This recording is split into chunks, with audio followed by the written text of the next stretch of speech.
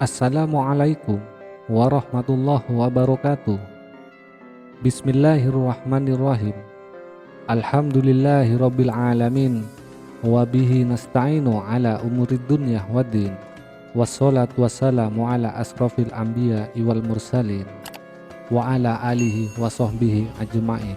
Amma ba'du. Sahabat Lentera Kolbi yang dirahmati Allah, di kesempatan ini kita akan membagi kisah seorang wali yang namanya tertera di Lauhul Mahfuz sebagai penghuni neraka. Ada seorang sufi dari kalangan tokoh tasawuf yang bernama Syekh Abdul Aziz Ad-Dabbagh. Beliau dalam kalangan tokoh tasawuf termasuk ulama kelas atas, wali min aulia ahlil ibadah. Suatu ketika malaikat melihat namanya di lembaran kitab Lauhul Mahfuz ada dalam deretan penghuni neraka. Melihat hal tersebut, malaikat merasa kasihan dan mendatangi Abdul Aziz Ad-Dabbagh. Malaikat berkata, "Wahai Abdul Aziz, untuk apa engkau ibadah sampai segitunya, sedangkan aku melihat namamu di lembaran Lauhul Mahfuz, engkau adalah penghuni neraka. Mau ibadah gimana pun, engkau tetap masuk ke neraka." Kemudian Abdul Aziz menjawab, "Wahai malaikat, surga dan neraka bukan urusanku. Aku diciptakan oleh Allah Subhanahu wa Ta'ala hanya untuk beribadah kepada Allah Subhanahu wa Ta'ala. Sebagaimana Allah Subhanahu wa Ta'ala berfirman, tidaklah aku menciptakan jin dan manusia kecuali hanya untuk beribadah kepadaku.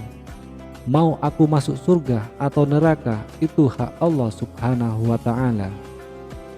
Subhanallah, benar-benar ikhlas dalam beribadah.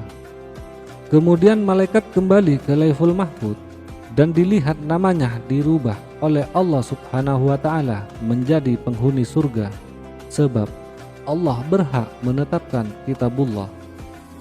Lantas malaikat kembali menemui Abdul Aziz dan berkata, "Wahai Abdul Aziz, ada kabar gembira.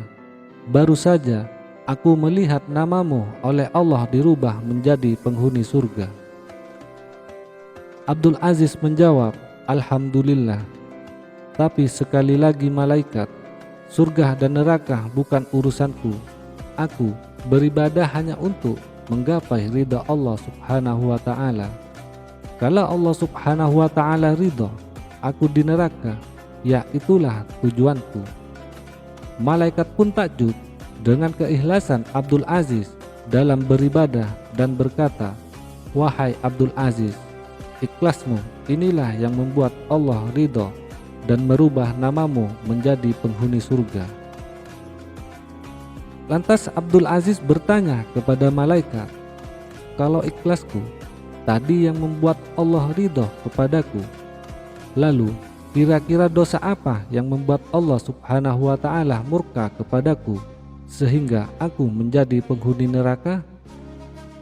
Kemudian malaikat bercerita, "Engkau ingat ketika engkau masih kecil, ketika umurmu 15 tahun.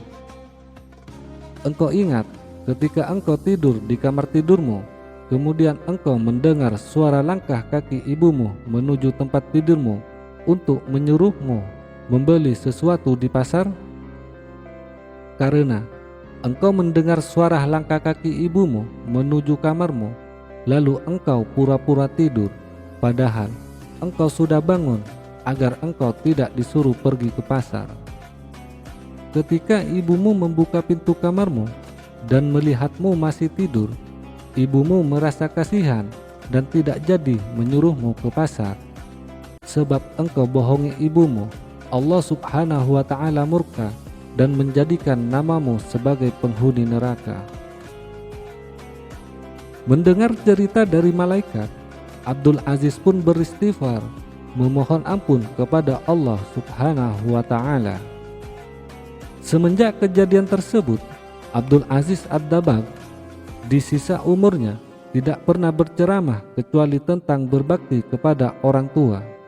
Setiap orang yang datang kepada beliau selalu diwasiatkan untuk berbakti kepada orang tuanya. Mari kita renungkan sejenak. Padahal beliau hanya pura-pura tidur. Lalu, bagaimana yang sampai membentak ibunya? Bagaimana yang sampai memasangkan wajahnya kepada ibunya? Yang mengeraskan suaranya di depan ibunya? Yang sampai tidak memberi nafkah? Dan bahkan yang sampai membuat menangis ibunya? Bagaimana kira-kira nasibnya? Mari kita belajar sama-sama untuk lebih berbakti kepada orang tua kita, baik yang masih hidup ataupun yang telah wafat. Jangan meremehkan dosa kecil, dikhawatirkan di situ ada murka Allah Subhanahu wa Ta'ala. Jika tangan kita masih sulit untuk berbuat baik padanya, maka ringankanlah lisan kita untuk senantiasa mendoakan kedua orang kita. Semoga Allah Subhanahu wa Ta'ala mengampuni semua dosa-dosa orang tua kita. Amin, amin, ya Rabbal Alamin. Semoga ini bermanfaat bagi kita semua. Wassalamualaikum warahmatullahi wabarakatuh.